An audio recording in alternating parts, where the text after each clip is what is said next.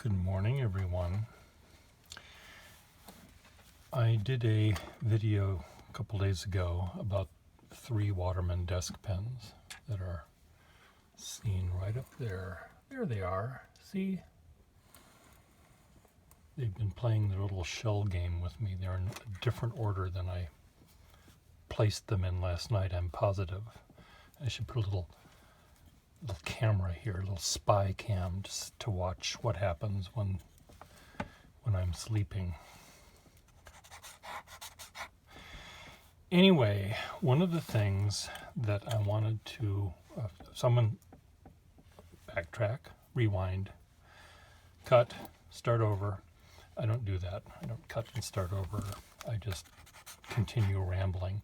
I had a couple of customers, yes, customers, they are in fact customers, people that have bought pens from me before, are interested in the idea of having a desk pen. One of these customers is someone who writes voluminously at his desk. He doesn't need a pen to put in his pocket to carry out into the wilds. He needs a pen to write at his desk.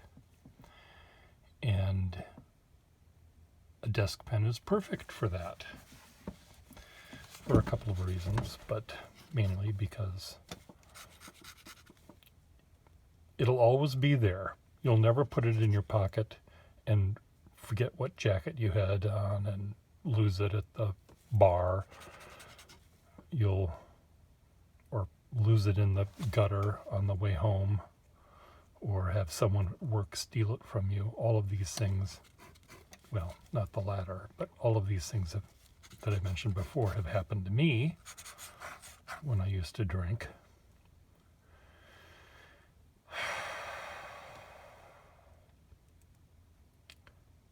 I'm just remembering what it was like when I used to drink. It was fun and really, really bad for me. So, here's a desk pen. Here's a desk pen, a socket that it belongs to. Goes right in there like that. Now, you'll notice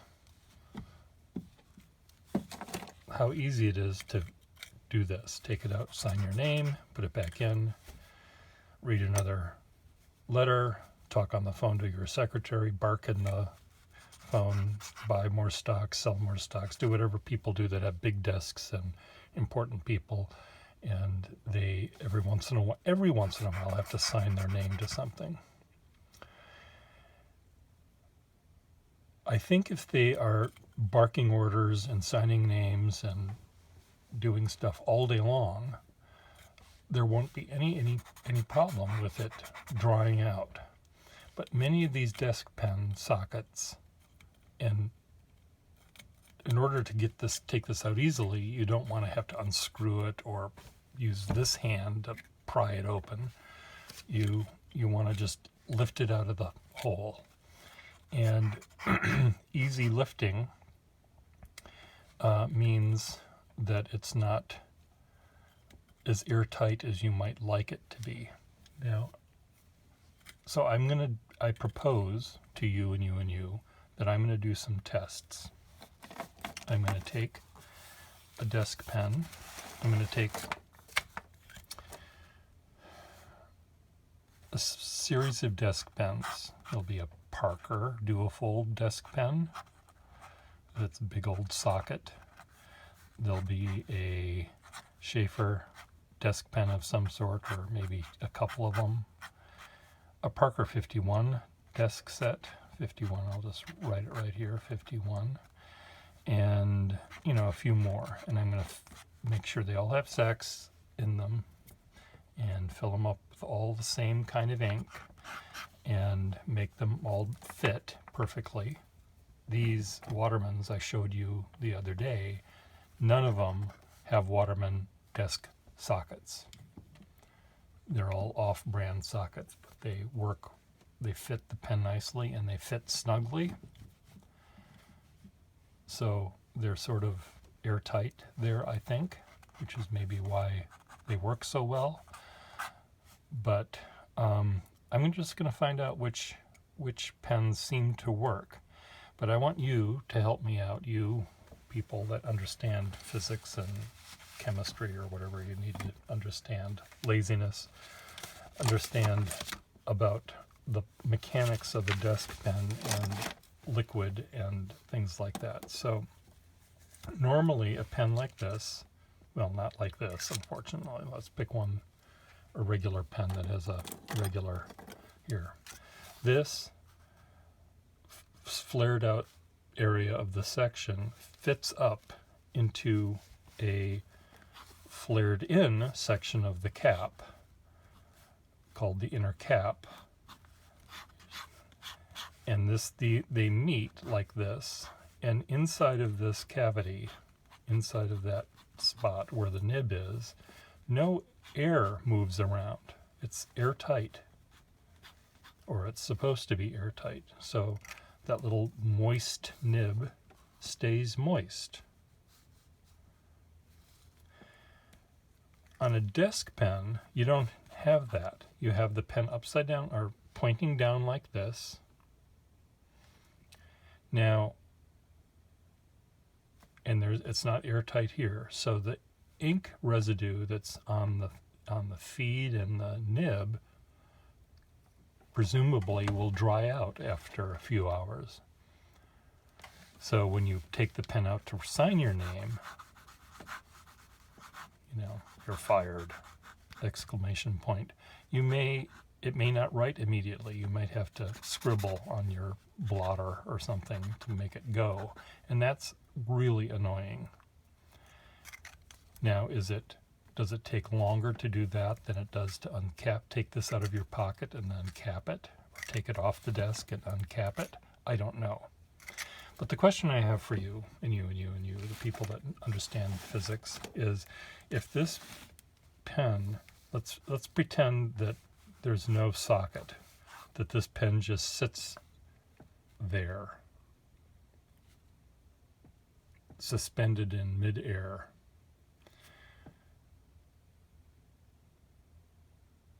I suspect, is this true, that the ink that's in the sac and the feed and the nib, it's a closed system, I would assume. So the ink might dry here, but it's never going to evaporate from here because it's a closed system. Is that right? What do you think?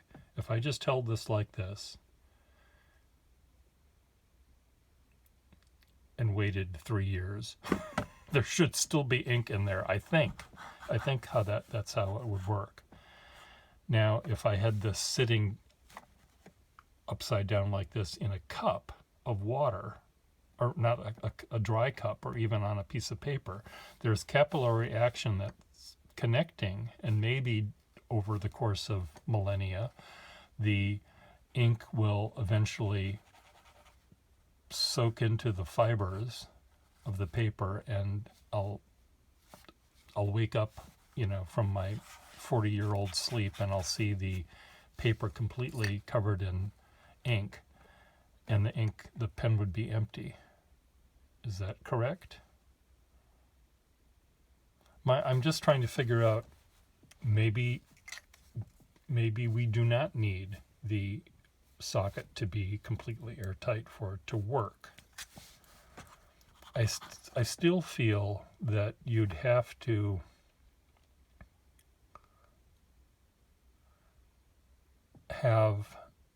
might have to prompt it to get it going, and it might just take just that much effort to wake up the molecules and get some new blood, new ink coming down to the nib with that.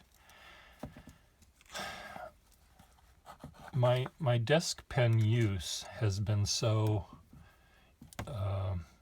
intermittent that I can't remember how successful it is. So by doing this test, by filling 6 or 7 fountain pens with ink, putting them on my desk here in a row and getting a piece of paper like this that I can test it on. Every morning I'll wake up and I'll go over here and take out pen A and write with it, see if it writes, pen B, and then just do it every morning. And if they all pass, maybe I'll do it once a week. Maybe I'll go back in a week and take it out and see if they all start quickly or if they need coaxing. Because I would love to be able to explain to people if they do want to buy a pen like this, either from me or on eBay or whatever, that this is a problem you might have.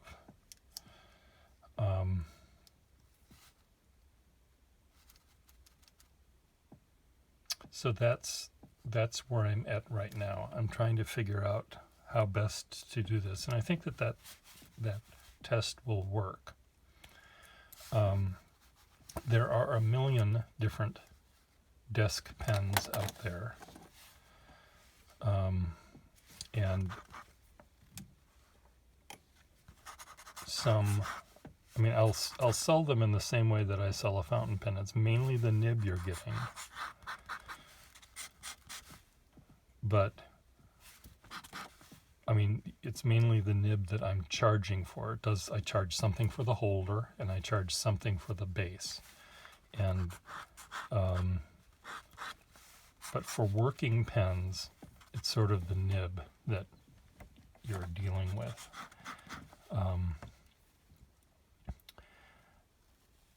Pen bases, because they're big and clunky, they might have chips. Let's just look at this one. This came from my desk. Yes, there's a big chip right there. There's a chip there. Here a chip, there a chip. There's a chip there.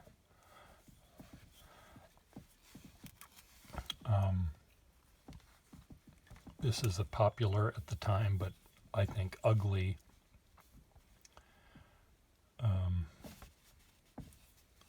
marble pattern. And I hate that Sheaffer couldn't glue this thing down parallel to the base. It's a little crooked. Like, what's wrong with those people? There's a chip there. So finding one of these things that isn't already broken is not easy. And when I find one that is perfect, I will charge more for that if I even want to sell it. So there is that. And then sometimes these desk bases came with statuary on it and clocks, and often they have a little plaque that has a presentation. I mean, that's what part of this is for. This is supposed to say, for 25 years service at the Acme Dynamite Company or whatever there. So anyway, I just want you to know, you people who are interested in a desk pen, that the problems that you might find may involve having to coax the pen a little bit to start the ink flow. I don't think the ink will evaporate.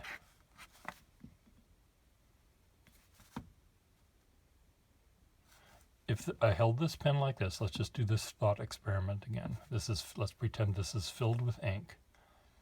Can the ink that's in the sac evaporate? It would imply that the area that is connected to the atmosphere around us is just the point part. And once it's dried or whatever, it's not going to evaporate anymore, right?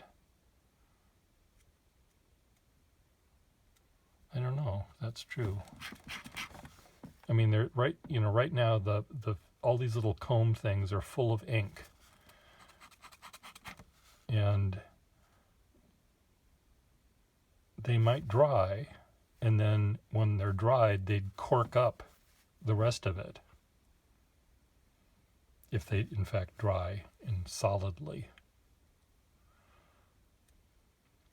I have a feeling that if you would use the pen once a day, I don't think you'd have a problem with keeping it going without dipping it in water and cleaning it out. I think you could probably go a week without using it and it would take it out of the socket and it would go, maybe with a little coaxing. But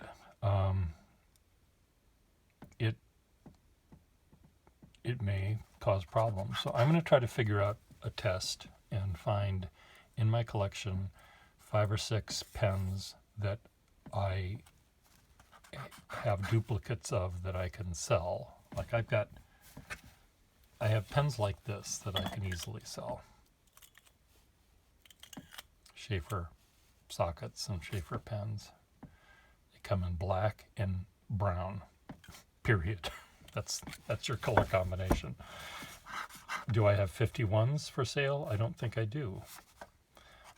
Do I have... But I might. I don't know. I have Estabrooks, but we want gold nibs. So let me do my work here. The good thing about, let's pretend we had one that worked fine. The good thing about these pens is if you are at your desk and you just automatically grab the pen, pull it out of the socket, and you're writing.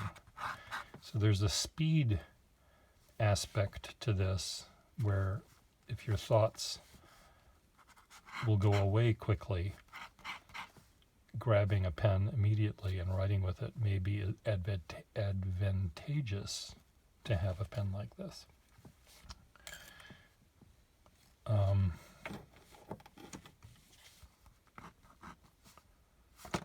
This is not supposed to be in that socket.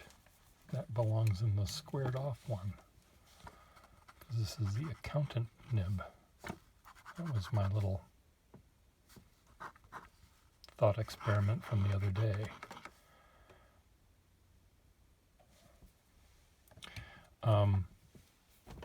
So let me do the math and let me see what I can do to this is the stub nib.